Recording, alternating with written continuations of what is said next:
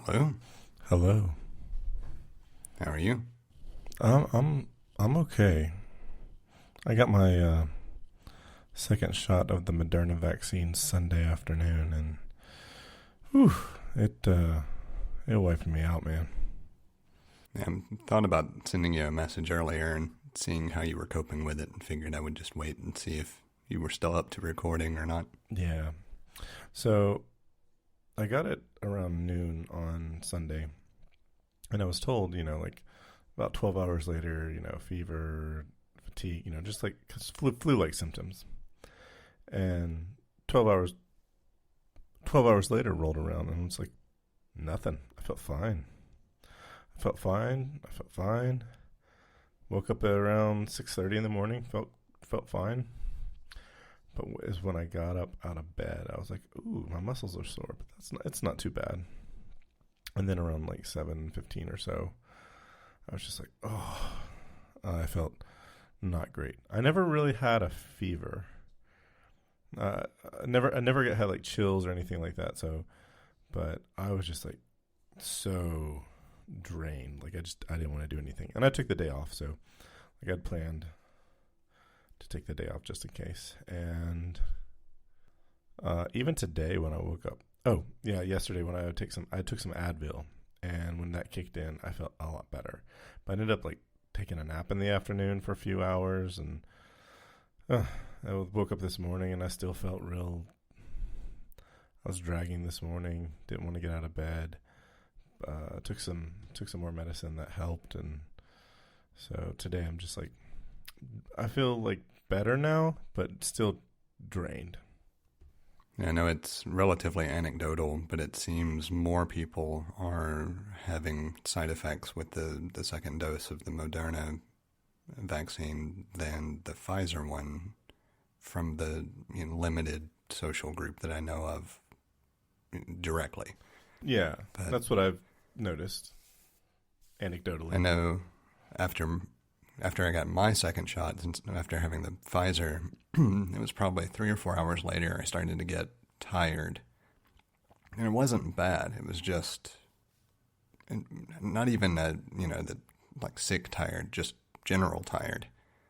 And then 2 3 hours after that, started feeling a bit better, and just kind of felt tired for, I don't know, 12 to 24 hours after that. Like it wasn't long, but it wasn't like I felt drained. It was just, I could tell that my body was more tired feeling than it should be. Yeah, I felt fatigue, and I just wanted to stay in bed and nap. Like, that would have been great. Well, on the flip side of it, at least that's the worst side effect. I know. Some people have had worse side effects than that, like high fever and so forth. So I was just like ready for it, and when it didn't happen, I was like, maybe I'll not have any reaction, and then boom, it got me. Yeah, I knew I'd sent you that tidbit, and then realized after the fact that that's a prescription, so there's no over-the-shelf alternative that I'm aware of. Yeah, I asked somebody about it, and they're like, "Yeah, it's a prescription drug," and I was like, "Damn it." And the drawback of having a friend who is a physician means that a lot of times they tend to forget what you have ready access to. Well, I was just gonna say, I used to have stuff like that, access to stuff like that through my dad.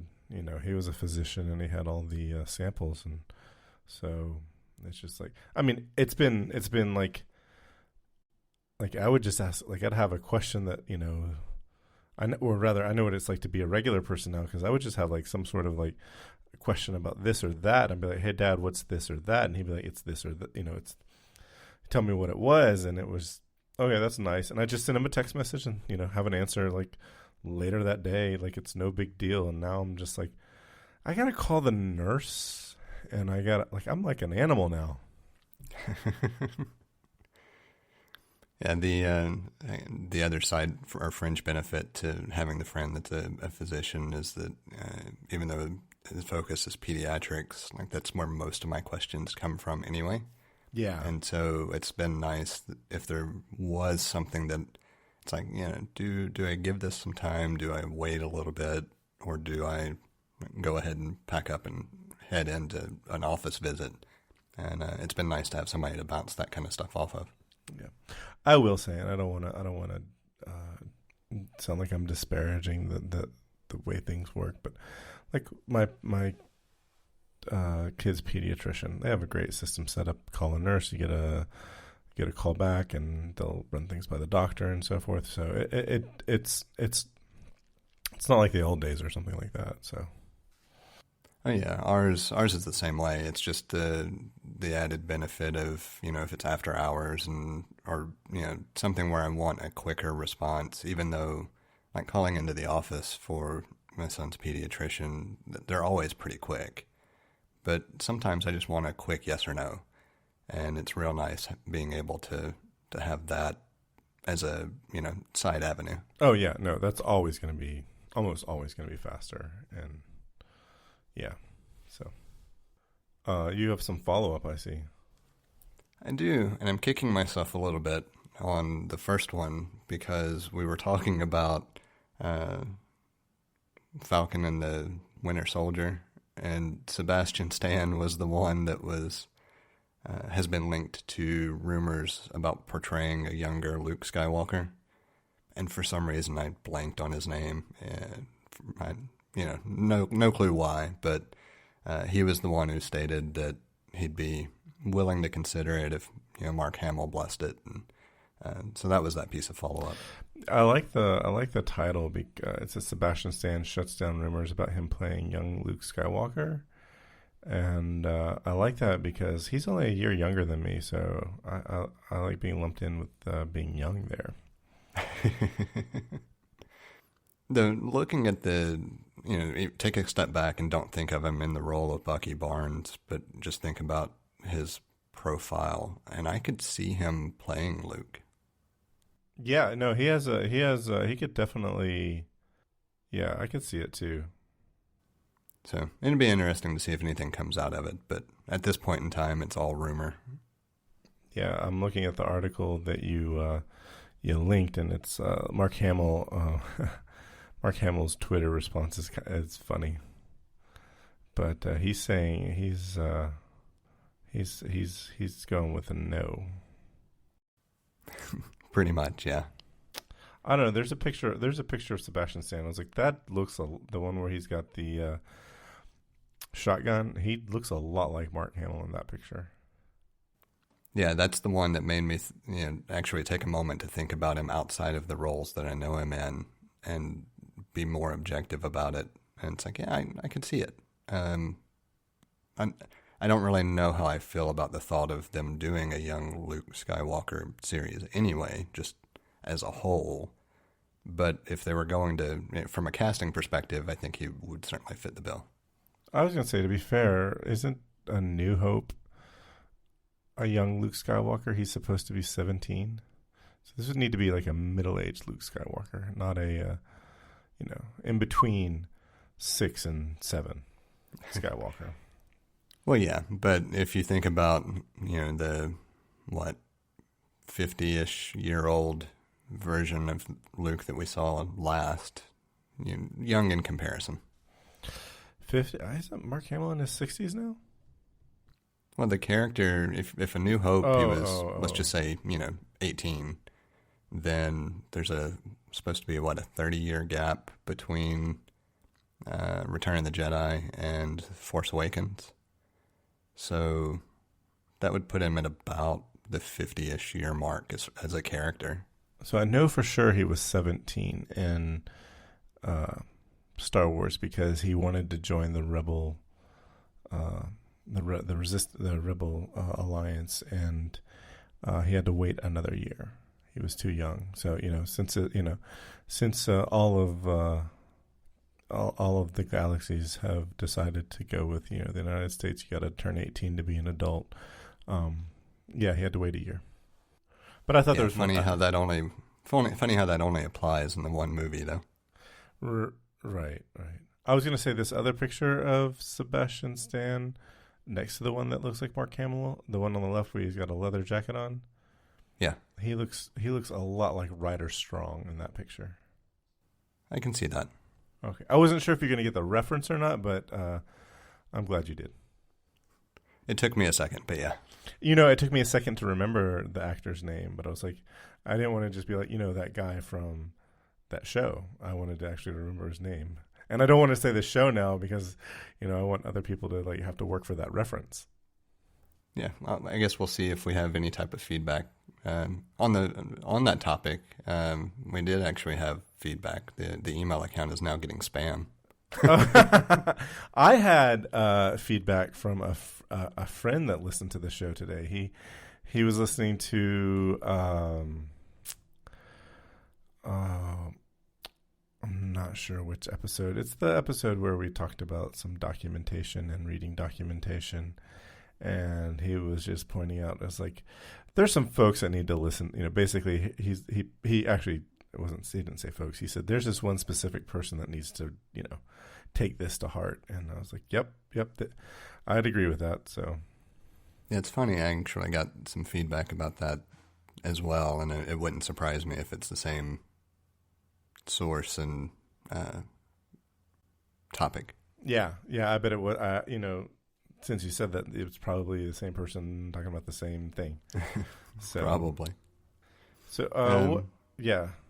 The other piece of follow-up I had was to confirm that the Ghost of Tsushima movie is actually in the works. Now, what stage of production, I don't know for sure. I didn't try to track down, timelines and everything. But on the PlayStation blog, Sony has published that Sucker Punch Productions and Sony Pictures are partnering to create the film, and it will be directed by Chad, I think he pronounces his name Stahelski, but the person who directed John Wick. I should watch the John Wick movies. Have you not seen any of them?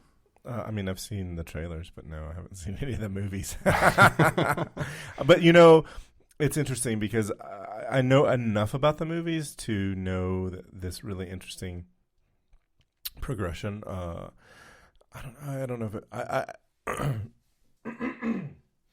heard about this interesting outlook of the world.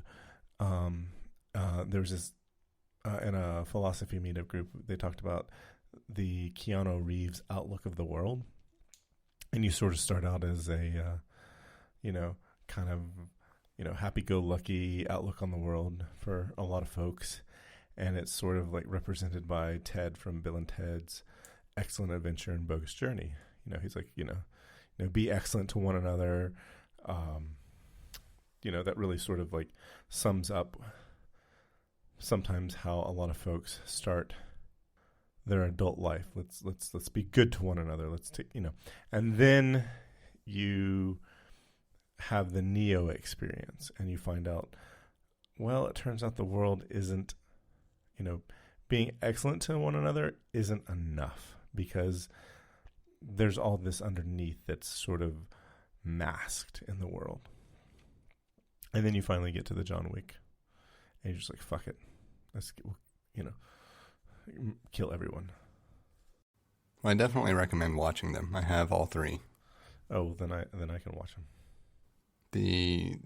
There are very few films that I've enjoyed as much as those, just purely from the cinematography, the action, just the way that they were fun to watch. The story is okay. It didn't try to have too much of a story. So what story is there is good. But you don't really watch it for the story. Kind of like Taken. Yeah, you could compare the two. The one that kept coming to mind was Transporter. Yeah, I haven't seen it. Did you ever watch that one? I know it, but I haven't seen it. We're on a roll on films that you haven't seen. I know, you're picking out like the few popular movies that I haven't seen. Transporter was good as well. The second one you can ignore. The third one was better than the second one, but not as good as the first. Yeah, I can't I'm a bit of a completist, and I've gotten better about like not completing things, which is kind of a weird thing to say, but it's something that like I would probably be like, yeah, I'm gonna watch.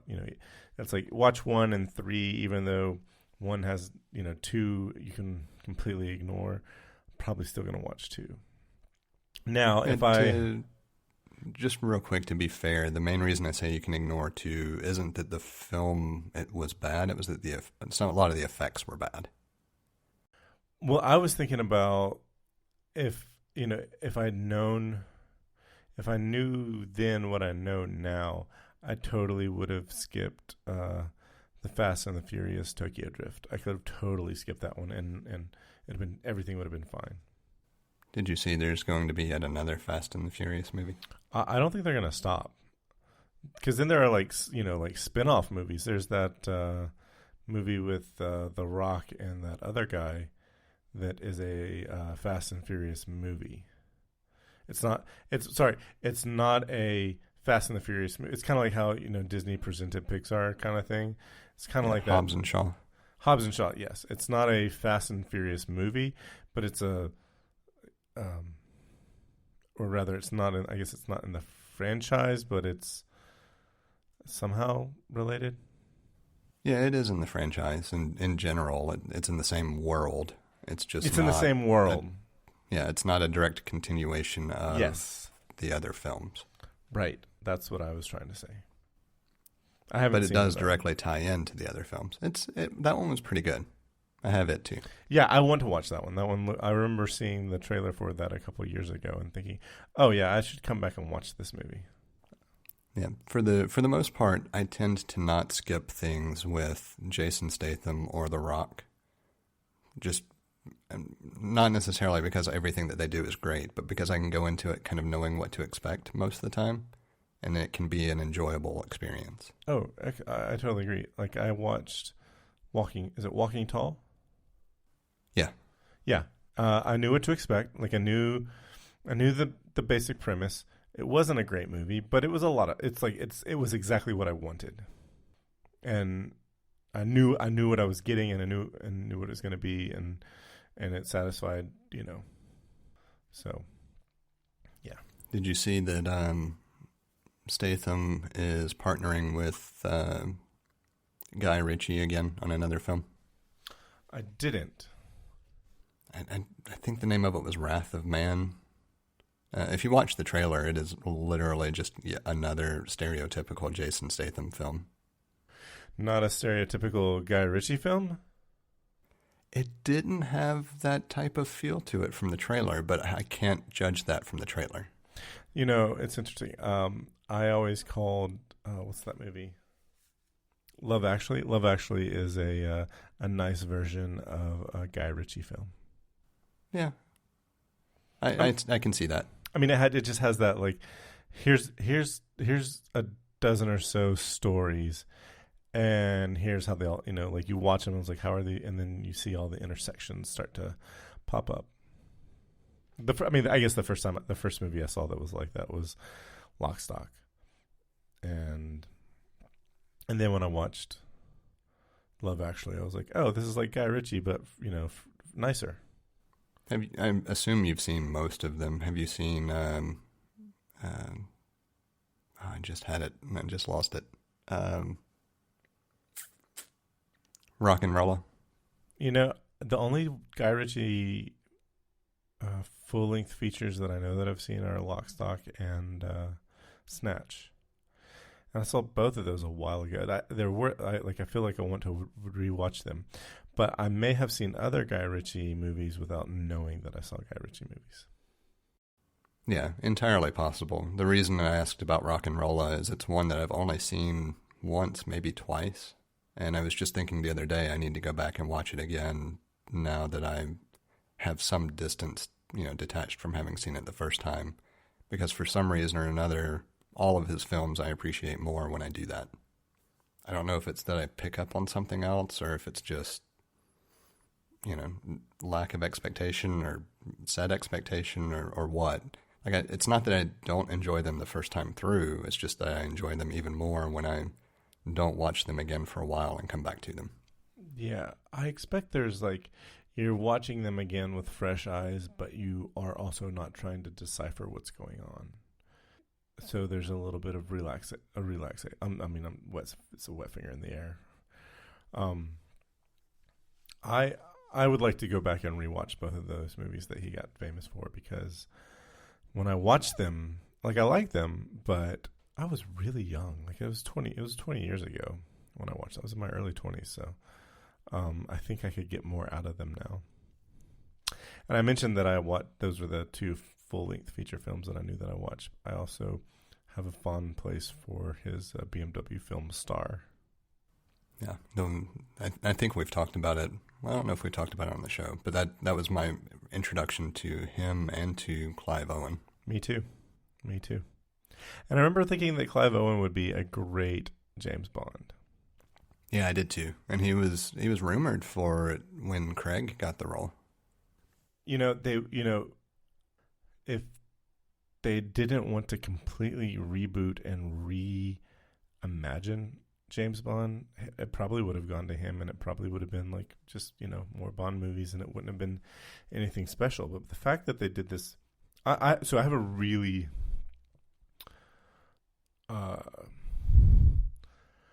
I really love the reboot that they did in 2006 for James Bond. I thought it was such a clever thing to do, and they got rid of the things that I thought were that made James Bond stale, and they reinvigorated the entire franchise. And I don't know. I mean, that was we're coming on 15 years that happened. So I don't know if it's still holding up. I'd still like to watch Casino Royale. That's still like a really, in my opinion, a great movie to watch, a fun movie to watch. But I understand why they didn't went with Clive Owen. I understand why they went with Daniel Craig instead of Clive Owen. And having seen Layer Cake, which was sort of an audition for Casino Royale, I understand why they made those decisions. Yeah, it's funny. Prior to the Craig era Bond, I used to go back and rewatch a lot of the older ones. Not real often, but at least every few weeks I would watch one of them again. And since Skyfall, I pretty much have only gone back and rewatched the Craig films. They're just so enjoyable. Yeah, since Casino Royale, I've not watched anything but Craig Bond films. I was actually letting the first few minutes of Skyfall play while I was waiting for us to get started this evening. And I even thought about putting in a topic about talking about Bond, but I want to dedicate an episode to that when we do. Are there 4 Craig Bond films? Yes. Casino Royale, Quantum of Solace, Skyfall, Spectre, and then the 5th will be No Time to Die, which should finally release this year. And that is also with Craig as well. Correct. Yeah, okay. And my understanding is that was the end of his contract. I know the storyline from the trailers makes it pretty evident that they're passing the franchise off, but that doesn't necessarily rule out that he might have a follow-up appearance in a future film. At least until we see the movie, we don't know for sure. Right. And that was supposed to be released last year in November, but because of the COVIDs, we didn't get that Bond movie. So maybe we'll get it this year. Yeah, I'm still sad they didn't decide to just release it to whatever streaming service of choice. And I would have actually paid for access to that one to watch that film. I think I would have too. Yeah. Then again, I can also appreciate the idea of wanting to experience it in a theater. I mean, there are a lot of movies that I prefer to see them the first time in a theater for various reasons. I think the theater experience is always, it's always better, but I'm just like, I don't have to have it. Like, it's always better, but I understand. I don't have to have that. I understand, because there's, like, to me, the experience at home is better most of the time. Well, it's certainly more comfortable. Well, and I've gone through relatively great lengths to make sure that the viewing area and setup is enjoyable for what I want out of watching a film. Yep. You know, and TVs are so much bigger than they used to be, like when we were growing up. Like going to the theaters, like, you know, if your big TV at home, like I remember when a big TV was like a 27-inch TV or like the really big, like I think our biggest TV was like 27-inch. And like really big TVs, like someone who had like a big screen TV, it was like a 36-inch TV. And now those are like, I mean, the aspect ratio is different, but still, those are small TVs. And so when you would go to the theater, it was like, you know, the much bigger, much bigger, much better sound. It was definitely an upgrade, whereas now it's not quite as much of an upgrade. Yeah, I remember it being such a huge deal when we finally were able to get a 31-inch TV. And how heavy that bastard was. Oh, you remember the projection TVs that were... Yeah. Those were like the big ones, and it was just like...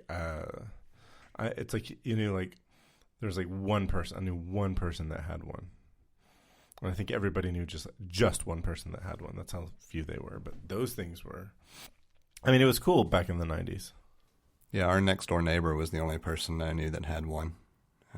And then after I moved out and got my own place, my first TV that I purchased was a rear projection DLP TV. It was, I think, 48 inches.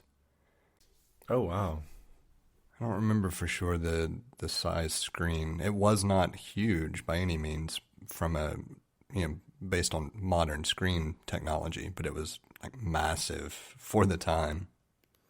Well, I was going to say, getting in up above 40 inches, you're getting like, okay, this is like a, you know, a good sized TV for like a small room. Yeah, it was great for a long time. My first TV that I bought, I didn't buy one. I didn't have to buy one until 2000. I remember the first TV that I had was given to me, and oh man, it was a standard def TV, but it also had some problems, and like even playing, I remember playing a standard def video game on it, and I had a hard time reading the text just because the picture had kind of like, it was like the picture wasn't so bad watching images. It was just like, even when there was text that was put on the screen that was meant for standard definition, there was difficulty reading the text. But everything else, like the video, the graphics, the images for watching a show, were fine. And it was, you know, even thinking about it, even the credits and so forth, they were fine. But my first TV was a 30-inch HD TV, but it was also widescreen, but it was a tube. And that thing weighed 150 pounds. I remember those. Oh, they were, you know, it was a short-lived era where it's like, this is too, you know, it was still cost prohibitive to get I guess at the time it would have been LCD panels with fluorescent backlights. And they were just still too cost prohibitive to get. I remember when I bought the TV, I was talking about plasma was very new to the market, and that was part of why the one that I got was inexpensive in comparison to what they had been. But I remember really wanting plasma. Oh, we all wanted plasma. Plasma was excellent. I never got plasma, though. Prior to the TV that I've got, I had a plasma in the living room. I did wait until plasma was outdated technology, but it was still best at the time for blacks and gaming, in my opinion, because you didn't have the issues with motion causing, you know, ghosting and blur from refresh rates and everything. Isn't plasma still better? It depends on who you talk to, I think. I'll be honest, I haven't kept up to date on modern standards and leaps in technology.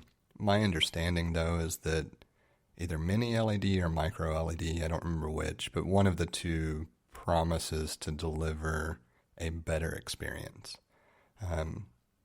and it's arguable whether OLED is better or not. I was thinking that there's been arguments that OLED is not better than plasma. It's just where TV manufacturers have gone. And I say, as far as when I say better, let me qualify just on picture alone. There are things about OLED that are better generally. Like, you can get it's a smaller device. It's a thinner device.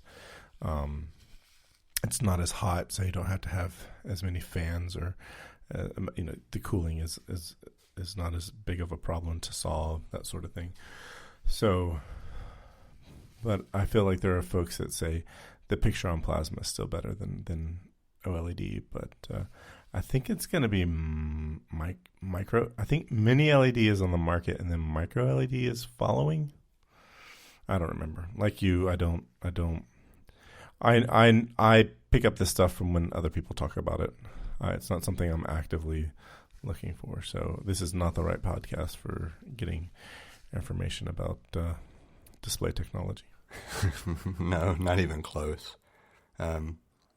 I will say that the big thing I waited for was accessible from a cost perspective, HDR 4K. That was what I was waiting for to upgrade from my plasma. And so when I finally found that in a reasonable price, that's when I upgraded. My next upgrade, I'm assuming, will be when 8K HDR becomes kind of the standard at some point in the future for everything. So I don't anticipate upgrading anytime soon. But, again, I don't really know the current landscape and roadmap and everything else. So, yeah, I currently only have 1080. I have a 60-inch 1080 and a 47-inch. And the 47-inch TV I have is from 2000 and either 2009 or 2010. So it's over a decade old, and it's still going. It's for a flat panel TV. It's pretty bulky. Like it's thick. You can tell that there are fluorescent tubes behind it, but it just keeps on trucking. Yeah, the only reason I even wanted the 4K HDR capabilities is because I wanted to see if I could tell a difference with video that I shot on the phone compared to, I think the TV I've got in the middle room is I think it's 45-inch. It might be a little bit smaller than that, but it's 1080p, and it's easy to be able to compare between the two. I haven't really noticed a difference, but I also don't know how much of that is because of streaming via AirPlay or processing, or who knows. I don't see a big difference, but I wanted something that could at least play it back more faithfully. Yeah. Well, I'm recording everything that I record. Any recording, anytime I do video recording, I'm recording at the best possible video that I can, and I'm keeping, like, when I create the files to put on my server, like, I'm leaving them as the high resolution files. I'm letting Plex Media Server transcode, because I've got a Mac Mini doing the work, so it's no problem letting it transcode on the fly. So I'm letting it transcode it as needed down to the resolution display that I'm using. So yeah, and I've got no TV that supports HDR, so I don't have any hardware that could deliver HDR to the TV that doesn't support HDR. So if I really want to see the quality of that video, I'd either probably have to watch it on my iPhone. Maybe, I don't know that my MacBook Pro would, it'd be better than my TV, but I don't know that it would really I don't think the MacBook Pro has HDR capability. Am I right about that? Yeah, I don't think the current one does. It definitely does not have the same color space that it can display, at least the versions of the MacBook Pro that we've got. Now, there might have been a refinement that introduced that, but I don't remember that happening. Yeah, I think the only displays capable of HDR that Apple sells are iPhones, iPads, and the big one, the XDR. Pro XDR. So I have a really, really, really tiny topic. I I know I'd mentioned in the past that I was waiting on a couple of parts for the rower to be able to use rowing as an additional exercise again. And I finally quit being lazy now that the parts got here and fixed or replaced a couple of pieces on the rower and decided to do a rowing workout again. And oh my God, I forgot how much it kills your core. When I saw... I couldn't even sit up without it just hurting. Sort of like after having, a bad stomach flu and you like everything you do, it's like, oh, my abs. Yeah, it was rough. Really brutal for about a 2.5 day time after that workout. And then yesterday, it would have been last Wednesday that I did that workout. And then yesterday I did another rowing workout. And that one, I could feel it, but it was nothing like the previous one. So at least, thankfully, it is not a long readjustment period. It's just obvious that I hadn't used those particular muscles in a while, or at least not to that level of exertion. Well, that's good. When I read it, I was like, I wasn't sure if it was going to be you did a workout where you killed your abs, or you'd be like, man, my abs are looking good. I was like, he could go either way on this one. Yeah, it could have, but no, they're not to any real difference in appearance, other than you can kind of see that there are abs there, which is a nice positive from where I was a year ago. Totally. Well, I think we should jump into our topic, but before we do, I want to go get some drink. Sounds good. I'm still just like, I'm still wiped from the vaccine, so. But I do want to talk about this. Yeah, no problem at all. All right. We'll take a break here. All right.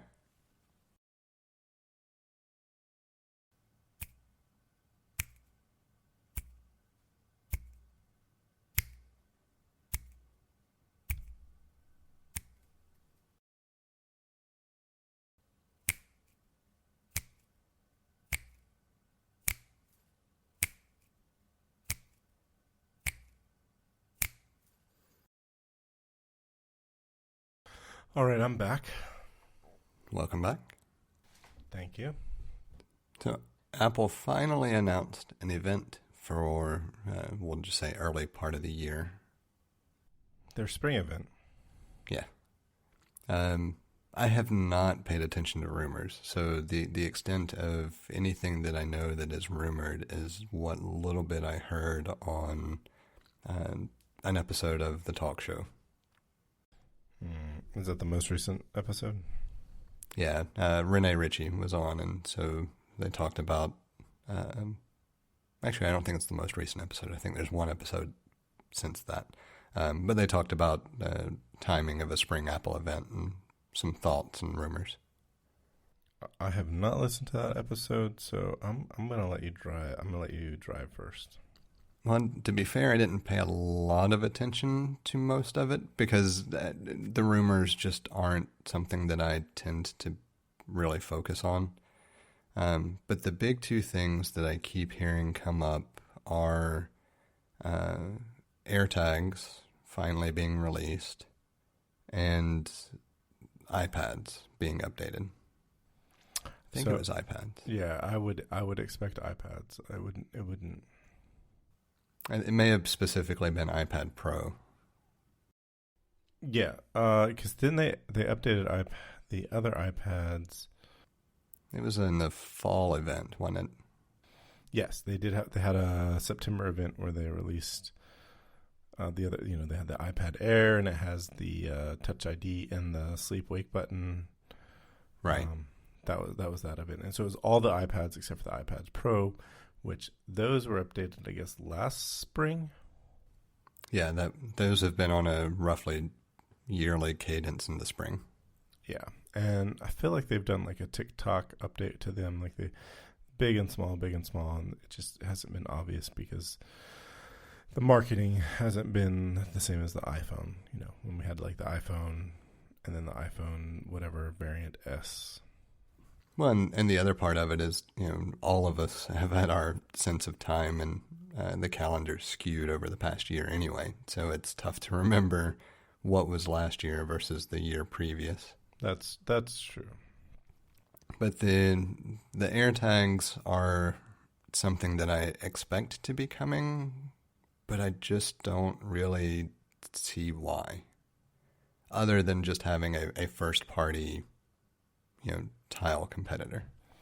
Yeah, I don't understand why they want to solve this problem.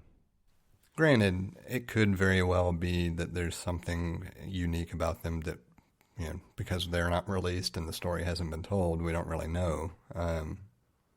But I just can't think of any use case that I have for anything that would be a location tracking object that I place in something else. I don't misplace things like that. You're probably unique in that way, but again, I don't know why. I don't know what Apple. I don't know what they bring to the table with this. Which is kind of like the opposite of how I was with the headphones, like with the AirPods Max. Like with the AirPods Max, I was like expecting them just bring to the table what everyone else is doing. Don't do anything different, and they're like, we're going above and beyond, John. Too bad. So yeah, it's yeah, I don't know, because I feel like I recently read that they're allowing third parties to access or use the Find My platform. Yes, it either actually has been opened up now or it's coming in an upcoming release. I don't remember which, but the Find My service/platform will allow third-party integrations. Yeah, so which makes me less inclined to, I'm not expecting AirTags. My only guess as to why there might be a first-party option is the focus on a difference in technology for how it works. And by that, I mean something like using, the U1 tag or U1 chip and, NFC type communication being more accurate and more about proximity to you. So you'd know quicker if something was left behind and it's all happening local. It's not having to go through any kind of app or API or service. But I also don't really know how the other ones work. My understanding was that it was just like Bluetooth low energy. And I don't see where that would have to go outside of the local, network itself as well. Or is it just maybe the way the others have developed their services? It does rely on that communication and then sending a signal to some centralized logging. Like there are aspects of the implementation that I could see potentially being a reason to have an alternative if you really want to focus on the privacy and security angles. But that's about it. And part of it may be because I'm comparing it to what I know of these other products that exists, not what they're actually wanting to solve. Right.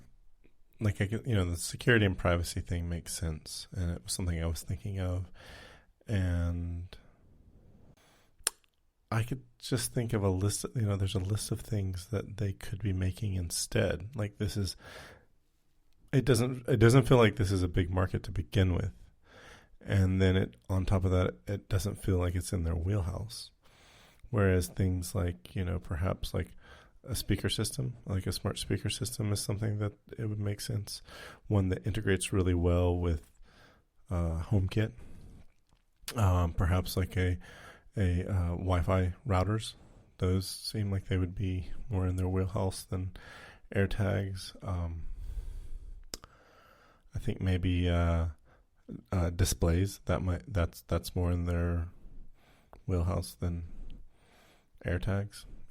That's three things that I could think of just off the top of my head. That's something I'd rather see than they're offering to the market than NFC beacons. And something that I could see interesting that I haven't heard anything like this, but this is just, me trying to think of what could be unique that brings an idea like this to the forefront. Imagine the combination of what we know of as a tile type device and just an NFC card where you could have it perform actions based on shortcuts and things like that, just with much less friction than what you currently have with the Shortcuts app. Yeah. I could see something like that making a lot of sense. But I think if it were something like that, there would be some indicator already. Like something would have leaked. Yeah. Anyway, I don't expect you to see AirTags. I know people are like, this might be the event where we see them. And I'm like, yeah. Now that I'm being so unoptimistic about it, it'll be the one that they do show. They do show. I definitely think we're going to see the next generation of AirPods. Yeah, I would expect an update to them. Not necessarily because I think they need to do it in an event, but because I think it does serve better than just a press release, because there's bound to be something that they want to bring to the regular AirPods that's unique, or let's rephrase, not unique, but a learned lesson from the rest of the line. And so I think telling the story about how it all fits, even if it's only a 2 or 5 minute segment, would serve better than just a press release and an updated page. Right. It's too big of a product to get a press release and an updated page, but it's certainly not a product where it's like, hey, yeah, we this is definitely something we want to revolve our event around. It's something where it's like, we want to fit this into the event to tell a story. Like if it's an iPad event, if it's an iPad Pro event, it's like, okay, that's the headliner, that's the main story, and we want to tell these other stories, like the AirPods Pro story, in conjunction with the iPad Pro story, because it's I feel like it's a, at least in the not, it makes a shit ton of money. It's in, it's like I remember seeing from Charter, they showed that the AirPods business profits as much as all of Spotify. Something like that's not exactly a high bar. I mean, it's like $8.9 billion. It's it's multi-billion-dollar business. So it's a lot of money. It's like if AirPods was its own company doing its own thing, that would be a very lucrative company. Just like like right now the iPhone is like the one that makes the most money, but you look at the Mac and I was like, that's a business by itself. Like what what the Mac does, it's a business by itself. AirPods kind of the same way, but more importantly, I think it's in people's minds. People don't buy iPods because of the great audio quality.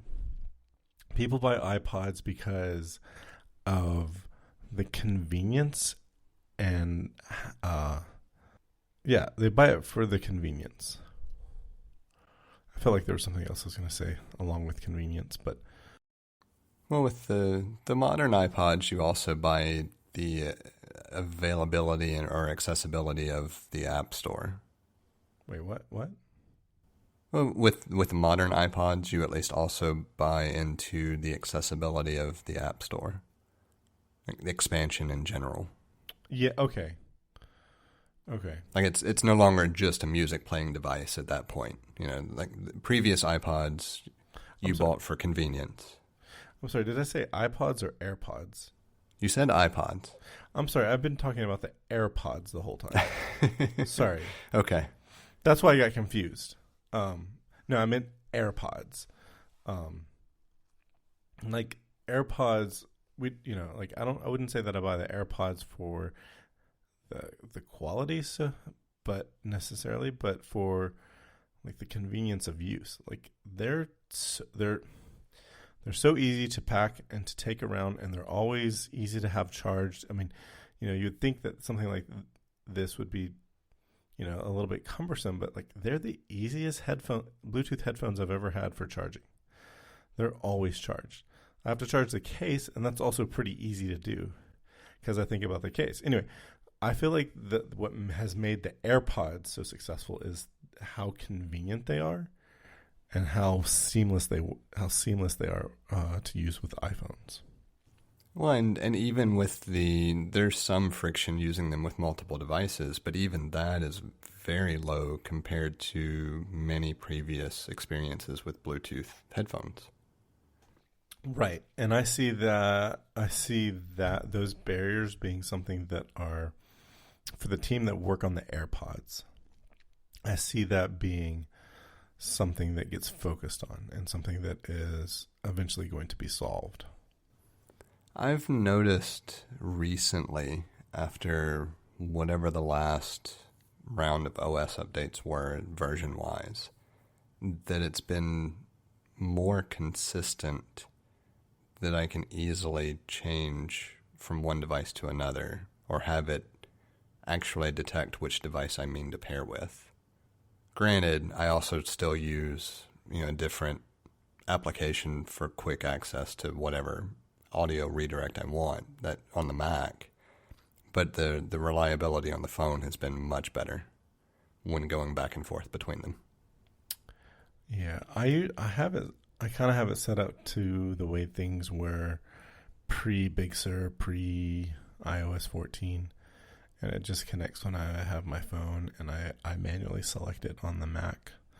I tried to use the whatever features they had in the OSs to be seamless, and they didn't work for me. But I'll give them a go when we get a new California location and a new iOS.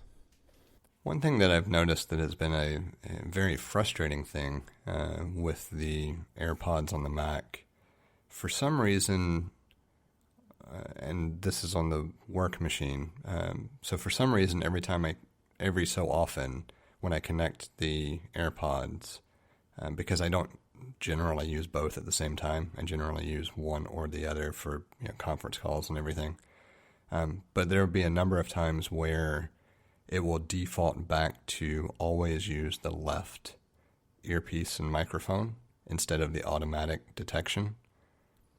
And I don't know why, but it's infuriating when it happens. I'm afraid to use just one because I don't want to kill the battery on one before I kill it on the other. Yeah, I consciously alternate between them. So first meeting or two, I'll use right or left, whichever one I start off with, and then the next meeting or two, I'll use the opposite one and go back and forth. Yeah, I end up just using both for everything, but that might be a good idea. But I also use them less for work than I used to. I used to use them all the time for work when I first got them because they were awesome. And I use them a little bit less because I'm often in a room by myself and I don't have to use any headphones. So, but I was just thinking, it's I feel like it might be a good idea for AirPods to be on a 2-year refresh cycle. So we got them, they were announced 2 years ago. 4 years ago. Then they were updated the original AirPods were updated to a newer model. And the AirPods Pro were added in. And so I feel like they're up for both of them being refreshed this year because everybody who bought the new version 2 years ago have run the batteries into the ground. It's time for new ones. It looks like they all have a 2-year, lifespan. Yeah, I don't know if I would necessarily agree. Maybe on average, yes. But I think Emily is on the 3rd year of using hers without any really noticeable degradation. Nope, I take that back. I did replace them. Yeah, we talked about the noticeable degradation that I'm getting. Still, the AirPods themselves last fine. It's the case that has doesn't have a battery runtime as long, but that's so hardly a problem because I can just charge the case a little bit more, and it's not that much more that I feel like I'm having to charge it. I'm going days without having to charge it. I'm still going days without having to charge the case. One of not to necessarily just completely change subjects, but one of the other things that I just remembered I had heard about was the idea of a combined Apple TV / HomePod. I don't think I believe that's going to happen, though. Go ahead. I was going to say I was ready to change subjects, so no problems there. But I don't think we're going to see anything like that. But at some point, I would expect to see something like a HomePod with a screen. That I could see faster than I could see a combined Apple TV HomePod. A combined unit just doesn't make sense. It's ridiculous for what you would want it for, unless you're just putting it in a spare room where it's used every once in a while. I can't. I mean, I feel like that's a stretch. Yeah, I agree. I mean, it's the kind of thing that it sounds like it might fit on paper. You know, you think about like the all-in-one security solutions that are like a camera and a siren and everything in one unit designed for like a one-bedroom studio or something like that. And I get where the idea comes from, but the idea of entertainment doesn't lend itself to having to either have 2 or 4 of these combined devices in a room for, an immersive entertainment experience. It would make a lot more sense to have an updated Apple TV that could sense the location of multiple HomePod minis and figure out how to project sound in a room based on the number of minis that are present and their distances and location, etc. Yeah, that certainly makes a lot more sense. And while you're describing what was rumored, it made me think about the TV VCR combos that used to exist. And the only people that had those were, like dentist offices. I think the only place I ever really saw them other than, establishments like that were they would often be in a kid's room. Yeah, I was about to say that I will take it. I will take that back. A friend of my dad's, they had one in the kids' room that had. It was a bigger TV. Like it's probably like a 33-inch TV or 31-inch TV. This was like mid 90s, and it had the VCR on top. Because most of the ones that I think of are like the 13-inch TVs at the dentist office, and the VCR was on bottom. But this one was on top, so it had this it was like a normal looking TV, and then it had this hump for the VCR portion. So it was kind of when you, as soon as you saw the TV, you knew there was something different about it. But that was where I watched Batman Forever for the first time on that television. On VHS, or was it over the air? VHS. In the actual VCR. Yeah. I don't have a working VCR anymore. I have one, and it works. I also don't have any VHS tapes anymore, so it's all right. I have a few, and they're mostly ones that have recordings on them. It was a VCR that I used to actually make digital copies of VHS tapes, and I kept it thinking maybe other folks might want to pay me to do that, but I never marketed myself or anything like that. So, yeah. Have you heard any rumors about a rugged Apple Watch? I haven't, but that's interesting. I hadn't either, but it was a topic that I paid attention to when Gruber and Richie were talking about it, because that seemed intriguing.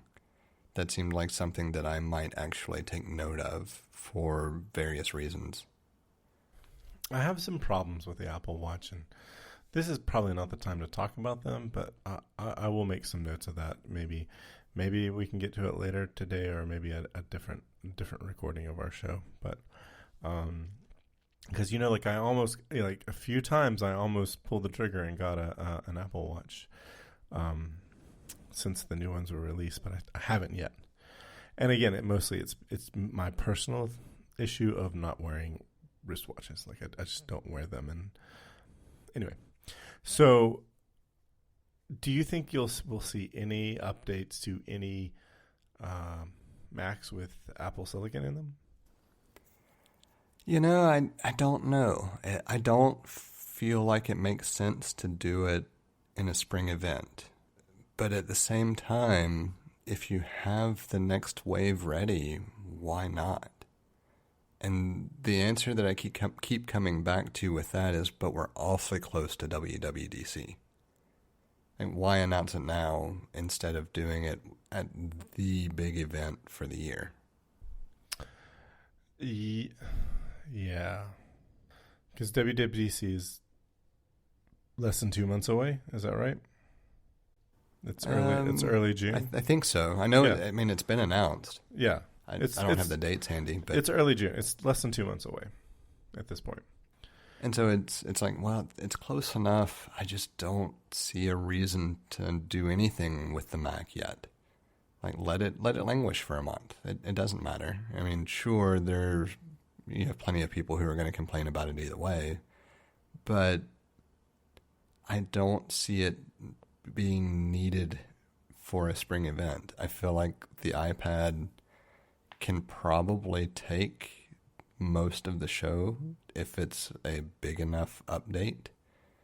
Why steal from its thunder, so to speak, with Apple Silicon on the Mac side? It just feels like WWDC makes a lot more sense to do anything with the Mac. I certainly agree.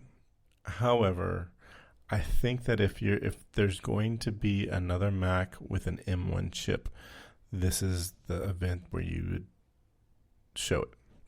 And an event like WWDC, that's the event where you're going to show the next wave of Apple Silicon in the Mac. So if there's an iMac with an M1 chip that's ready to go, potentially we'll see that next week. But I wouldn't expect to see whatever variant of their silicon that they're going to put in their Macs.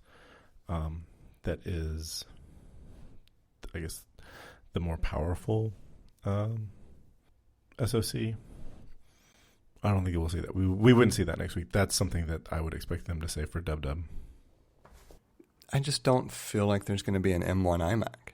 I feel like the next iteration of the iMac is going to have whatever the next generation Apple Silicon chip is going to be. I don't know. Well, I understand why you're saying that, but the bottom iMac has always been like a MacBook Air inside of an iMac. It hasn't been particularly like the entry level. They do good, better, best. The good iMac has more or less been a MacBook Air or a MacBook, the 13-inch MacBook Pro without a discrete card inside of a iMac enclosure. So that's why I'm thinking maybe there's an M1 iMac that could be talked about. But honestly, I do think I think it's a bit of a stretch, and it will be an iPad show, because the iPad it's sort of come into its own. It's got its own, like they've at least named the iPad OS after that. They've gone to a particular direction with the iPad. The iPad has support hardware with keyboard and mouse integration and so forth. So it does make sense that you wouldn't put a Mac in that show and you'd save all of the Macs for DubDub. But I do think we'll see the good iMac, with the smaller display as with an M1 chip. Or the iMac line is going to be completely reinvented, and which I think that will happen. And there might not be an iMac that is a MacBook Air inside of a desktop enclosure. Yeah, I would be more inclined to lean that way than to see an M1 iMac. But the main reason for that is just that if you're going to have the next iteration of Apple Silicon announced in a couple of months, releasing an M1 iMac now feels like you're going to have a lot of buyer's remorse once that second wave hits. And you can avoid that by just waiting and saying, even if you do have an M1 iMac, go ahead and release it at the same time with everything else at dub. Yeah, I think we're more likely to just see that the M1 iMac is. It's not even. It's going to be just a like in the old Apple hardware announcements. It's going to be just going to be a column in the list of variants of the models that they're going to have. So what I'm really hoping to see out of this event, like I think iPad Pros are kind of a given, and I don't want to diminish the iPad, but I don't care as much about it. I mean, I have one of the early iteration iPad Pros. I do use it occasionally, but it doesn't really get a lot of use most of the time. It's a very niche product in our household. But I'm interested in the iPad. I just don't care too much about it. What I really want to see is an updated Apple TV. Yeah, that's been out there for a bit, right? It's catching up Yeah. with the 2013 MacBook. The 2013 Mac Pro, I think. Yeah, it's not as bad, but we're getting there. It's gaining.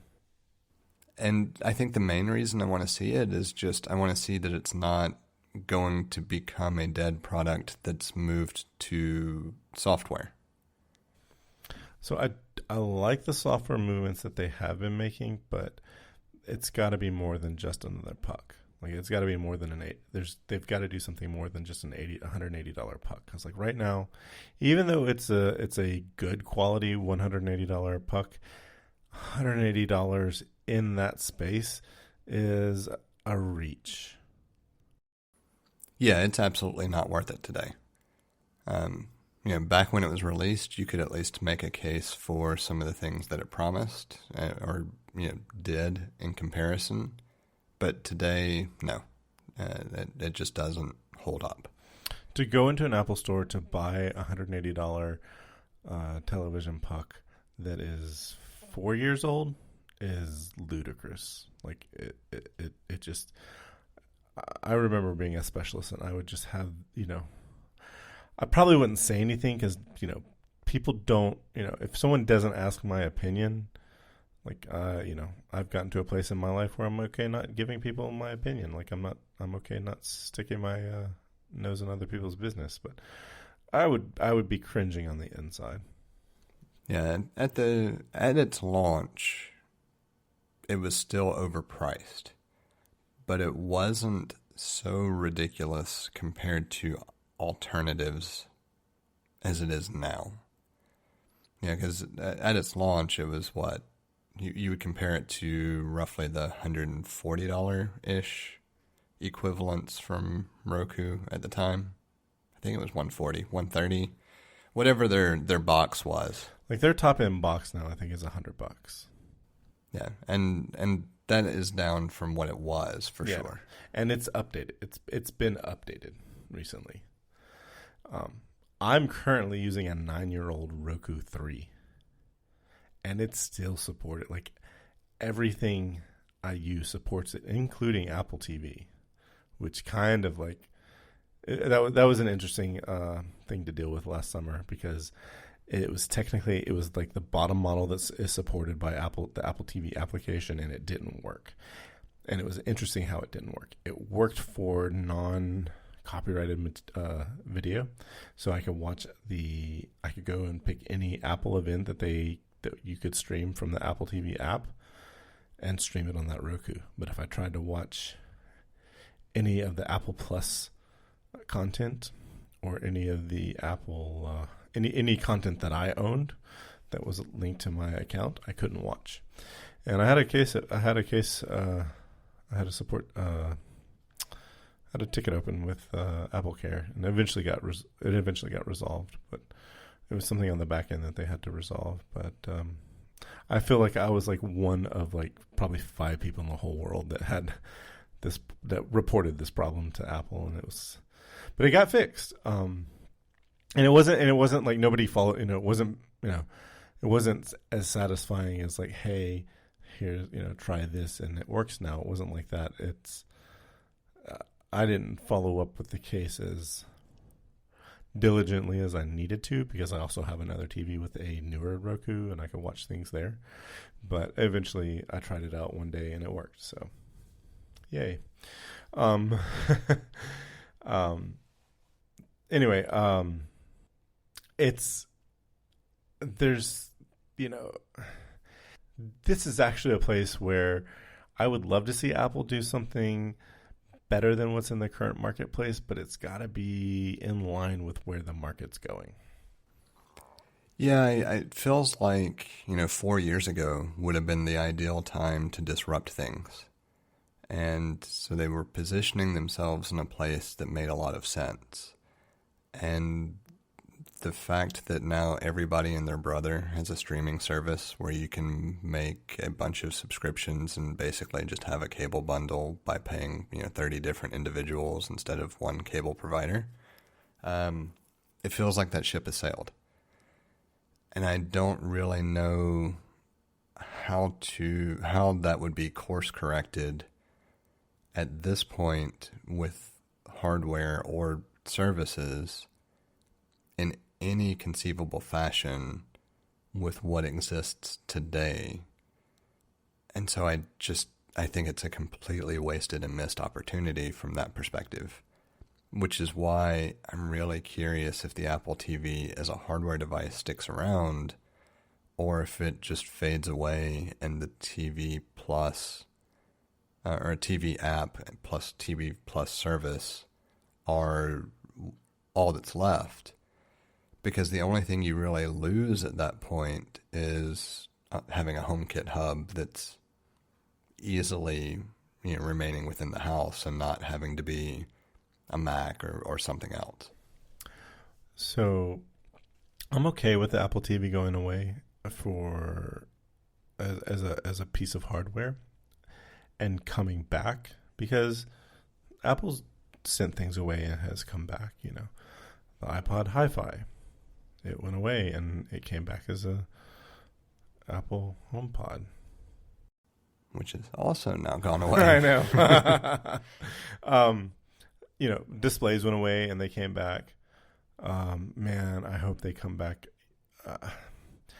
Apple needs to make another display. But we can get into that after this about the Apple TV. But right now, like the Apple TV. I mean, if they made a stick that was, for Apple's money, I guess $60, because like everyone else is like $30, I would buy that stick. I would. I wouldn't hesitate about it. But I don't expect to see an Apple TV stick. But because it's doing what everyone else does, and that's just not that's not usually what Apple does. That's not true, but it is true. I don't want to explain myself. No, I follow.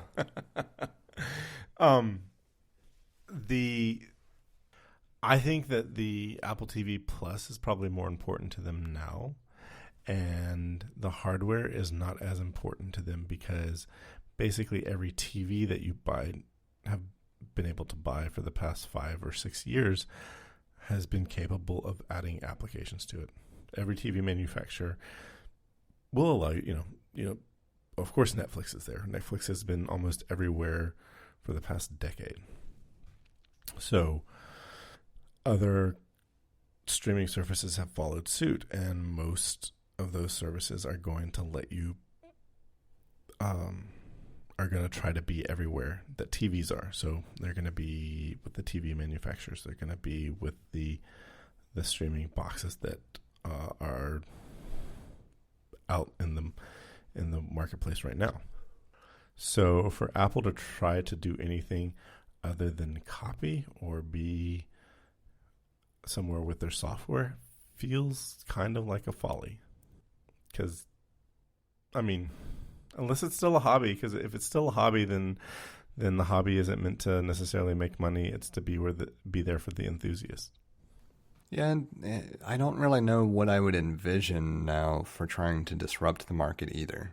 4 years ago, it was pretty easy to say if you could aggregate services and provide an interface that worked, that wasn't clunky, you could take part of the market and you could get a foothold and you could figure out from there. Now, I mean, plenty of apps have absolutely horrible interfaces, sure, but you have too many players in the streaming market that are successful enough that you wouldn't be able to get people off of those platforms easily. It's not like you're going to get Disney to say, sure, you can have people subscribe through you for a lower price point than what we offer directly and make it worthwhile, right? I mean, it's not going to happen. And so at a minimum, you've got the Disney conglomerate being, Disney, Hulu, and ESPN that has its pretty set market. And, plenty of people are probably more than happy with just those packages. And then you've got Netflix on top of it. And then you've got, NBC has their, what is it? NBC has Peacock, right? Yeah. There's Paramount. CBS has All Access. Paramount has Paramount Plus. HBO has HBO Max. Yeah, I mean, everybody is now doing their thing. Why would you go through a partner to aggregate that at a lower cost if the only way to access your services was direct to you via those streaming services or through a cable company? Like, you already have that lock-in. So if you can't provide, other than Apple TV Plus itself, if you can't provide access to these other things in a better fashion and make it affordable, then you pretty much have no method for disrupting the market. Well, I mean, the only reason that you would accept somebody, accept doing that is if you say, if they promise that they can bring this number of users to you that you wouldn't otherwise get on your own, which is not going to happen. Or you have something entirely unrelated to offer and you get in bed for that reason, which is nothing I could speculate on. However, we would talk about 4 years ago might have been the time to do the disruption, but I don't think so. I think ever since the iPod and the iTunes Music Store, Hollywood has been incredibly scared of Apple because Apple reamed the music industry. They didn't mean to. Yeah, I would completely agree with that. I don't know. I wouldn't say that they meant to do that. It was just like they made a cool device. It's like I can remember being in high school with my wallet of CDs and my Discman and thinking, man, it'd be great if I had a way to keep all this music, because I knew about hard drives and music because, Napster, and technically Napster was right after high school for me. But, I knew about MP3s and it would be cool to be able to have all this music and carry around less stuff. I knew about mini disc players, but I didn't use a mini disc player. They were. It definitely was a format that was, I think, could have been so great, but it just, it wasn't. It wasn't around at the right time.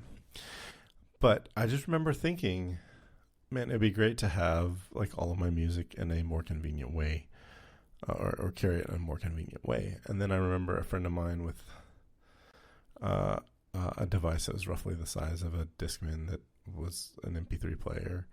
And then in 2001, we got the iPod, and it was the beginning of a huge change in the market. And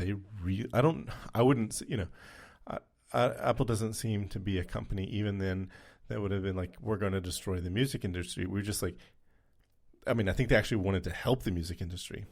Piracy was just beginning to be a thing. There was issues with Napster, peer-to-peer services sharing music, and Apple's like, hey, buy one song for 99 cents if you want just the one song. Stay legal. And, they worked on it, and, there was DRM, and Apple eventually broke the music industry of using any sort of DRM, and it really, I think, made other media industries cautious of the 21st century, and specifically Apple. So even though technologically Apple could have disrupted the whole industry, even if they had like a great game plan that could have benefited everybody, I really think all of the other, cable industry, the movie industry were all incredibly apprehensive about doing anything that would remotely look like what happened to the music industry. Yeah, I would agree with that. I would say that music as a whole has become drastically more consumer friendly as far as access and being able to enjoy what you want to enjoy, at the detriment of certain aspects of the music industry. Like artists? Well, I started to go that route, but I don't think it's so much that the artists are. I think it's the way the music industry is structured with who gets what cut that hurts the artists more than the disruption that occurred with the music industry with the digital revolution. I think if the artist in general had always gotten a more equitable share of what was actually generated from revenue for that artist or based on that artist's work, I don't think it would have been an issue. I think it would have been a cut overall.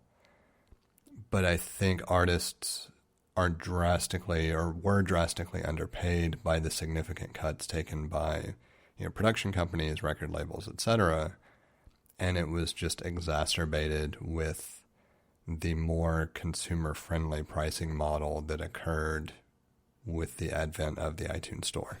That makes a lot of sense. I was going to say tech didn't come in and make this happen. Tech just, Tech just shone a bright spotlight on it. And probably made it worse in some ways, but that's other stuff. And in fairness, I also think it's made it better in recent years by making it more possible for an artist to become known or prominent without the extra people involved. Right. So there's some really cool stuff that's going on certain social media platforms like TikTok, where artists that you might have never heard of are now getting, hundreds of thousands of views. One that comes to mind is there's a guy on TikTok that adds saxophone solos to songs that don't have saxophone solos, and he did one for DMX, and it's like there's a saxophone solo in the middle of a DMX song, and it sounds great. I was like, I really wish the original song had this, so I could actually play it while I'm driving somewhere, and listen to the whole song and have this, just expect to have this solo in the middle of it. So overall, I think the world is better for artists, but yeah. Well, I think we're still not there yet. The advent of subscription services or the iteration from individual purchase to really at this point you have to have a subscription service somewhere. I do still think artists don't get paid well via those channels. I think most of them have to make a living really by doing live performance. But I do think that we're getting to the point where artists can make their living better without having to engage some of the other services they would have to engage prior. So it's still negative for certain aspects of the industry, right? I think recording labels are going to really suffer from it over time, especially as, established artists age out or quit producing music, etc. I certainly see there still being fallout from it, but I honestly can't think of a reason why so many other people should be getting anything off of an artist's work in the first place. I can understand a certain level of involvement from either a record label or, you engage a production company for your live shows, or maybe, both of those things. But agents and, other people getting cuts, I think we're getting to a point where that's not necessary to make headway. And, maybe it's naive because I'm not in that industry, but it feels like we're on the right trajectory. We just still have a little ways to go. And if you applied the same thing to video production, who would really be cut out of it? And it's the or cable providers, the regional television providers, and agents. And you maybe lowered the salaries for actors and, other people working on the production that are high ticket or high salary, high cost. And I think that's fine. But then again, I'm also the type of person that I really think all of these different people that are in some level of entertainment, generally speaking, are overpaid for what they provide. But that also is born out of the idea that does anybody really need, $1 billion a year to live well? And that's an exaggeration, but it's like, that's my mindset in general. And I realize that it's difficult to wrap around, multi-million-dollar a year income for producing art. Well, yeah, and I think, sports fits into this category as well, because yeah, absolutely. We who have the 5-figure incomes are the ones that are making this possible. And it's not easily reconciled as far as trying to describe exactly what it is, because I want everyone to have a comfortable income, right? And there's going to be a disparity between certain amounts of income based on a whole range of different things. Just entertainment value can easily be one of those things where you're willing to pay a little bit more, right? It's an escape from reality, relaxation, plenty of different ways you can play that. It's more a matter of the massive gap between, $300,000 a year versus $1 million a year. There's no reasonable person that couldn't live comfortably on that $300,000 a year mark. That's well above the majority of the population today. And so if you can rein in some of those multi-million dollars a year to other people, you can theoretically shrink the minimum maximum range of salaries, pay, etc., and have a better quality of life across the board. Yes, it's idealistic. Yes, it's never going to happen in a quote unquote free market or capitalist society, but it does bias my opinions, and so I'm just acknowledging that. I understand that, and this is like, we have bitten off so much, and going this far down. It's like I was trying to describe overall that I recognize it's a bias without necessarily forcing us down that conversation path, but there's just no way to describe it without trying to encapsulate it enough. It's a massive topic. Yeah, I know. I had 4 or 5 things to to say and ask as you were talking, and this is not the Apple event. No, not at all. And the only correlation to the Apple event is just the idea of entertainment. Like that's what sparked it. So you can kind of see how we can get down that rabbit hole. But I think overall that topic is something we should probably approach at some point in the future. It was a reasonable step to take after talking about how Apple completely changed the music industry. But it kind of, one thing I did want to say about I'm getting the names wrong. I was only ever talking about AirPods, even if I said iPods, until I talked about iPods and, that being a device that was the beginning of the disruption of the music industry.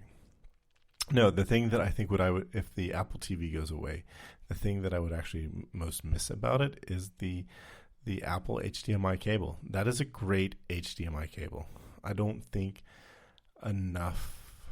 it gets the recognition that it should get. And it's not that there's a lot that you can do to recognize for an HDMI cable, but whenever Apple released a new TV, they had the HDMI cable, and it was a $20 HDMI cable that was able to deliver the specs that the Apple TV could deliver. And so it was a great way to end up with a really sleek cable, because like that wire was really thin, and it was also a way to know that what specs you were going to have in the cable, even though Apple doesn't publish, this is an HDMI 2.1 cable. You would know that it would deliver the specs that the current Apple TV was able to deliver. And so I think if the Apple TV goes away, Apple's HDMI cable will go away, and that'll be, at least I'll be sad about that. But I have multiple, I bought several, HDMI cables from Apple because they were the best ones to get. I think my big question on the Apple TV hardware is, if it does go away, what's the story with HomeKit for most users? You're going to have to explain some of this to me, because I don't know the significance of the Apple TV with HomeKit. So HomeKit, the Apple TV acts as a HomeKit hub, which means that it's always in the home and can always communicate with your devices. And so it allows you, if you're not at home, to be able to trigger devices using HomeKit via remote access. Okay. I would have expected that to come from the Apple routers, but there aren't any of those anymore, so. And the HomePod Mini does act as a HomeKit hub. So there is an alternative currently if you decide to go with the HomePod Mini. But why would you go with the HomePod Mini without an Apple TV?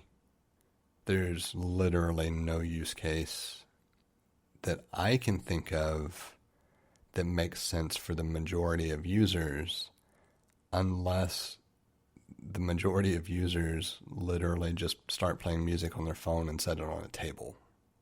Like speakerphone type, play music from the phone. And if that's the case, well, okay, the HomePod Mini makes sense as your new HomeKit hub. Because if that's most users, that's a much better experience. You can try to sell them on that experience.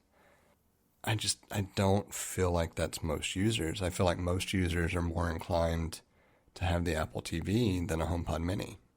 And maybe not. Maybe both of them are horrifically underrepresented across most Apple users. And so maybe you introduce, you do have the Home app on the Mac now. So maybe you let any Mac be the HomeKit hub. That's certainly one way to approach it. I wish this was my problem to solve, but it's not. No, I really do. Or maybe the person who is trying to solve this problem, they're incredibly frustrated with, certain hardware not being available anymore. But there's, I don't know. There might be some things that you get from the HomePod Mini. that will start doing this, but right now it feels like a very uncohesive. I don't know if that's a word. Discombobulated. There's a lot of there's a lot of fracturing in Apple's current hardware offerings with how I would expect them to solve certain problems. And, maybe these are just not priorities right now. And at some point, somebody will say, okay, this HomeKit is now our priority. And to the extent of like, we're bringing back routers, we're making we're making various models of the HomePod Mini to do this kind of support and so forth. Like right now, it makes the most sense for it to be in the HomePod Mini, but right now, we can't see what's on their roadmap, so it's just really unclear where they're going and how they're going to solve these problems, or whether or not they want to solve these problems. But yeah, and part of it is also, I recognize I am not the prototypical user in general. And so I went from a home automation deployment using Insteon-based protocols, running an application on a Mac Mini, talking to a device that translated that to the Insteon signals for all of my home automation, to finally getting rid of that and going all in on HomeKit. For me, it's more concerning that if the Apple TV goes away, there's not an answer to what drives HomeKit when you're not present in the house as something that I would actually need or use, unless it is any Apple device whatsoever can act as a HomeKit hub.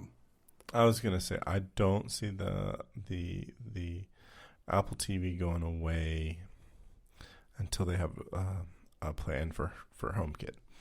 Like they'll just keep selling that 4-year-old device.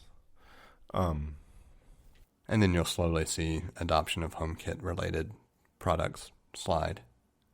Yeah, well, if your barrier to entry is a $100 HomePod Mini, at the low end, or a $200 Apple TV at the high end, it's not worth it compared to just using something else. I totally agree. So, granted, at this point, I now have 2 Mac Minis, so I could come up with a HomeKit alternative, I'm sure. Yeah, I was just thinking about like when you were describing what you were using prior to HomeKit. I was like, I think you're probably the only one east of the Mississippi doing that.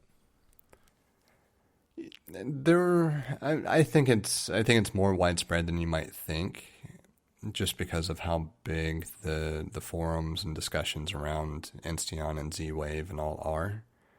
But it is definitely a niche. Most people who are doing those types of automations aren't doing it on the Mac. They're doing it with a Windows PC running as a server. Yeah. To be fair, in the Birmingham metro area, you probably weren't the only one doing that, and with a relatively similar setup. So, do you expect anything else from the Apple event, or just primarily iPad Pros? Overall, I think the iPad Pro, whatever the next iteration of AirPods, and I do actually think there is something to the AirTags rumors. I think that sums up the event. I think you're right, and I think the events of the past, for the past year have been focused. There was an iPad event last September for the non-Pro iPads. There was an iPhone event that followed that. There was a Mac event that was separate. So, yeah, I think the events are, because reporters aren't going. They're not having to go. They don't have to pack things in. They could record all these at once, or record most of this at once, and have very focused events and release them on their timetable. So, yeah. I tell you one wish list item. Obviously the Apple TV is a wish list, but the other wish list item I would like to see is an expansion to Apple Fitness. Oh. Or Fitness Plus. Yeah. And is Fitness Plus the branding or just Fitness? I don't remember. Apple Fitness. Hello? Hello. Hey. So I thought I had figured out what was causing those little glitches. Obviously, I was wrong. Oh, okay. I was just saying, I was trying to look up Apple Fitness Plus, and I don't know if it's Apple Fitness Plus because I got distracted by trying to figure out what was going on in the call. But I was giving some real-time follow-up about the Apple HDMI cables. I don't think Apple makes them anymore, and it's just, at least as far as I can tell, it's just Belkin, and they're making HDMI cables that look just like Apple's old HDMI cables. Yeah, it seems like Belkin has become their de facto provider of a lot of things, so it wouldn't surprise me. And it is Apple Fitness Plus. But the main thing I want to see there is just some different things that fit what I would be looking for from a workout perspective. You know, I'd like to see maybe some boxing workouts or just something different, something that's not in the generic scheme of what they currently provide. But that would be the other kind of wish list item that I would think might fit into a spring event. My wish list item is just before the anniversary of Killing It Off, they bring back Air Power. And maybe based on the cost of their travel charger, I don't think I want to see Air Power from Apple. Oh my God. I still think the Duo charger is a cool thing. Like, I think it's I'm really interested in it. I want to touch one, feel one, see what it's like. I have I don't really need one, but I'm interested. Like, I'm romanticizing it in my head, and anyway. I just realized I never sent you a picture. I picked up a Anker stand that is MagSafe for charging with a little pad up under it for like setting the AirPods or something on, and replaced my little MagSafe puck with it. So I can charge, like, put the 12 Pro on the MagSafe piece. The bottom little pad does actually charge the XR that I have for work, or 10R, that I have for work at the same time, or I can put like the AirPods case on it. Send me that picture. I will. I'll have to go in there and take a picture of it, but it's a pretty nice stand, and it was only like $40-$50. Interesting. I bought it off Amazon. I can probably pull up the Amazon link faster. Did you have anything else you were thinking we might see at the event? No, I really think these are going to be, and because of social distancing and no press being actually at the event, and these being 100% pre-recorded, I think this is going to be a focused event. I do think, like, even though it is a focused event, I do think updated AirPods fit in. If there is going to be if AirTags are going to be a thing, I'm skeptical of. But I think if they're going to be a thing, they will fit them into a story that fits in this event. So, yeah, that makes sense. I think that pretty much wraps it for the show. You want to move into after show, and real quick before I sent you a link to the Amazon listing for the stand I was talking about. I see it. It's maybe a little bit bigger than I expected from the photo, but it's perfect for sitting on a table, nightstand kind of setup. I think it would be really terrible to travel with, though. Yeah, I would not try to. Yeah. All right. Well, that's a wrap for the show. I'm sorry. I looked at some of the other pictures. That is a cool stand. It matches the high rise that I have for the watch well enough that they complement each other sitting on the nightstand on as far as my side. I mean, Emily still just uses a basic little charging cable. So, you can't control people. Whatever she wants to use. Hey, man. That's fine. Float your boat. You can follow us on Instagram and Twitter at untitled_hosts. Send us an email at untitled.hosts@gmail.com or follow the feed directly at the untitledpodcast.com. You can also find all sorts of ways to contact Jesse at jthart.com. Thank you for listening. That's a wrap.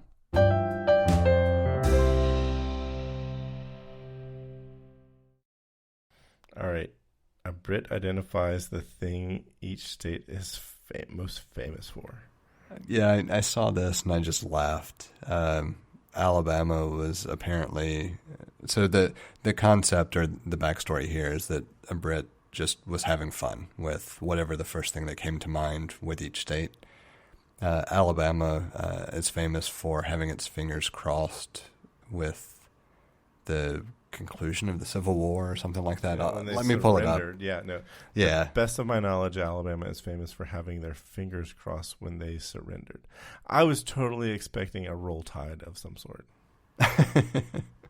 It's so much more apt, though. Like, it's so... Like, whatever his knowledge of the states it may be for some of the other ones, that's perfect for Alabama. I'm reading just a few of these. These are funny. There were... I'm going to jump down because one of the ones that I just laughed at was Virginia and West Virginia and everything else. And so let me find that one real quick.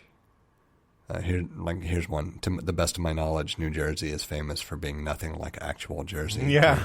Pretty much all of the ones that talk about New York is famous for not being the actual York or something like that. So all of those are in the same general vein. There are a couple, like South Dakota is famous for being something that he never even heard of until now. That kind of thing. The best of my knowledge, Mississippi is famous for a hillbilly river. Yeah. So the Virginia one, I couldn't help but laugh. And it, to the best of my knowledge, Virginia is famous for tricking me, as I thought it was one of those states where there's a North and South because of that song. I was expecting to have to deal with East and West Virginia separately. Oh, I gotta say, Michigan is spot on. Oh, I mean, okay. The best of my knowledge, Michigan is famous for having a city that made enough cars that everyone could leave. Yeah. Oh, that one hits different. And so following up on Virginia, to the best of my knowledge, West Virginia is famous for, okay, what the fuck? Why is there a Virginia and a West Virginia? Get your shit together. Oh, I feel like it's apt for me to say this, but, that's a Civil War thing. And it's interesting that I've seen this meme pop up a few times where they talk about A1 steak sauce. It was founded in 1862 because right in the middle of a Civil War, we're thinking, yeah, we need a really great steak sauce about now. Yeah. It seems like there was something else that was along the similar lines. Was it? I'm not even going to speculate. I'm going to have to go back and look. But there was something else that was also similarly founded in the middle of the Civil War that just makes no sense whatsoever if you think about it contextually. Yeah, I mean, I guess, people were, they had jobs, they had things going on. I mean, not everybody got drafted. Yeah, I mean, I'm sure there were plenty of people in the quote-unquote general public that were just trying to make their day-to-day better. Yeah. And so whoever invented A1 steak sauce was just trying to make his day-to-day better or her day-to-day better. Yeah. Yeah.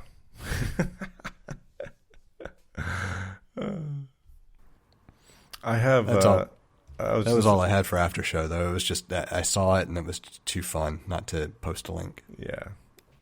I'm gonna go through and I want to actually read all of them because those man, Michigan got me, man. That one's too good. I do want to give a quick update on my iMac G4.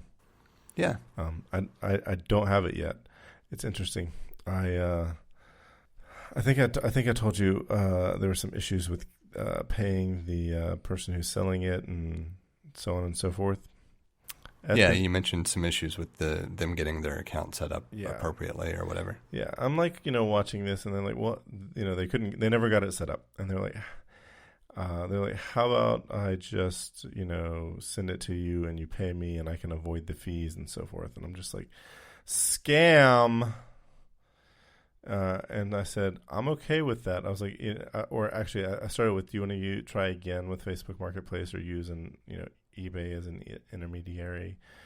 And she was like, that's when she said, hey, how about we, I just send it to you and you pay me directly. And I'm like, all right, you can send it to me. And she did. It's on its way. And I said I would pay her. And so at this point, I'm just waiting for it to get here. And if it's not a scam, I will send her the money. Yeah, sometimes there's something to be said for just doing it the old school way. Yeah. And she didn't even ask me, pay me first before I send it. She was like, I'm going to send it to you today. Here's the tracking numbers. She put my email address on it. It's like, it's going to get here. It's scheduled to be delivered Thursday. I'm just like, wow, I'm all curious about how this is going to play out. So, I was definitely being skeptical, when she couldn't get her account set up, I was definitely feeling somewhat skeptical, but here we go. We'll see what happens. Yeah, I was gonna ask about the push-up routine as well. Have you still been doing that? So I made it to 7. I did, and I didn't like where it was going. So I did. So that day I made it to 7. I did 49 push-ups that day, and I like doing the push-ups, but I feel like this is not the I need to do more than push-ups. I think fewer push-ups and other exercises is going to be better. So I haven't started anything back because I felt like shit the past couple of days because of the vaccine. Yeah. But I got I assumed the past couple of days you wouldn't be doing much anyway, but no. But I'm going to be starting something tomorrow. I'm not sure what it is yet. I'm going to get through the rest of this week with just kind of whatever I do, but I've realized I've got to actually sit down now that I'm not following a specific regimen or anything and figure out what I want to do day to day, and or not even necessarily day to day, but like over the course of a week, what do I want to focus on and how often? Because I've realized I've just reached that point where I need to actually have a game plan and not just work out for the sake of working out. Yeah. I know what you mean. I need to get a game plan myself. But yeah, I'm pretty. I feel pretty good about having done. Actually, I pushed myself and I did the 50th push-up because it was just too close to 50 to not do. So. But good for you. Yeah, I was just like, okay, I did 50 push-ups in a day. That was cool. I definitely want to get back to that, but that was too aggressive. I mean, and I did it just to see how far I could get. I was wondering if I could get it to 10 days. Because, so like after 7 days, at 7 days, you've done fewer than 50 push-ups. 3 days later, you're doing 100 push-ups. Yeah, it increases so quickly. Yeah. And it was also fun to I was joking with some people that were talking about exercise, and they're like, I ran a 3K today, or a 5K today, and I was like, I did a push-up. And then the next thing I was like, I did 2 push-ups twice. That's 4 push-ups, and they're like, and then the third day I explained it's 3 times a day, 4 times tomorrow, and etc. And I got to 49, and then did the 50th, and so. I told him, I was like, I just want to see how far I can go. And it's just more of it's too one-dimensional, too aggressive. It does give you a good baseline for where you're at now, though. Yeah. And one thing I got from it was like, Becca was watching me do push-ups one of the days, and she was like, "You need to breathe." And I was like, "Oh God, I'm holding my breath the whole time I'm doing these push-ups, trying to get through them." So like, I like worked on my breathing technique, and so that was important. You know, yeah. Yeah, I feel like I make push-ups harder on myself than I should. And that, I mean, it sounds wrong, but because most of the time when I'm doing push-ups, it's within the constraints of either a yoga workout or something that's not necessarily timed. It's not that you're doing X number of push-ups, it's that you have a minute to do push-ups. It's that kind of thing. And so a year and a half, 2 years ago, something like that, I started doing the like a 3 count as you lower, 3 count as you raise. So it's a slow, controlled lower and raise. That's a good push-up, though. It absolutely sucks too. Oh no, that's why it's a good push. It's like that's classic weightlifting. You want to have a slow, controlled. Well, I mean, there's various ways of lifting weights, but essentially, the push-up is lifting a weight, and you want to have a slow, controlled. I don't know what the word I'm looking for. Rep. You want to have a slow, controlled rep both ways, and that really is more important. Like fewer reps that are slower and controlled are far more valuable than pushing out a lot of reps, because at the end of the day, you have a whole bunch of momentum. When you go fast, you have momentum, and you're not working the muscles you're not tearing down the muscles as much. Yeah. And of course, all of that was just to say that I just can't do very many push-ups in general at a time. But that's why. It's because I haven't taken the time to focus on building up that strength. It's just been, once a week or every 2 weeks, depending on, what exercise or what workout I choose to do. I may or may not be doing push-ups. And when I am doing push-ups, those are the types of push-ups I'm doing. Mm-hmm. That's all I have about that. Yeah, I was going to say I don't really have anything else to follow that up with. Yeah. All right. I was going to say not next week, but the week after. I won't be around for recording. Do you want to try to do 2, or how do you want to? What are your thoughts? I mean, I don't have a problem with just having a break as long as there's nothing specifically going on. If there's something interesting, maybe we just try to record 2 shorter segments and stagger them. It's not like it's difficult for me to create an episode out of, part of an evening if need be as well.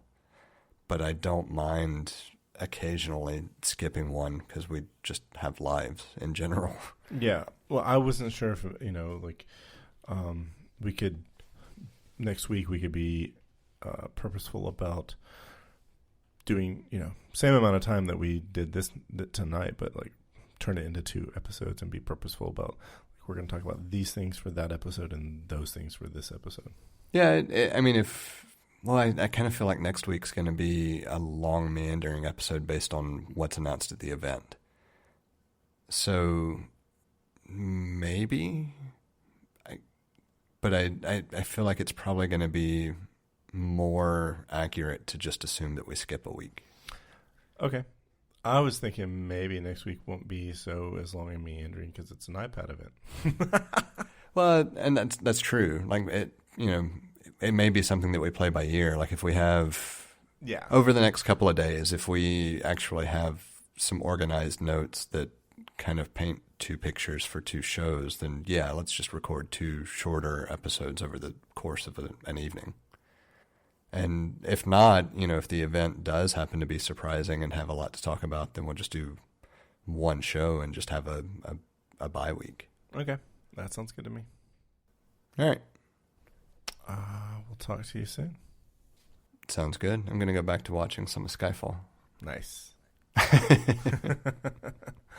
All right. Have a good evening. You too. Bye. Bye.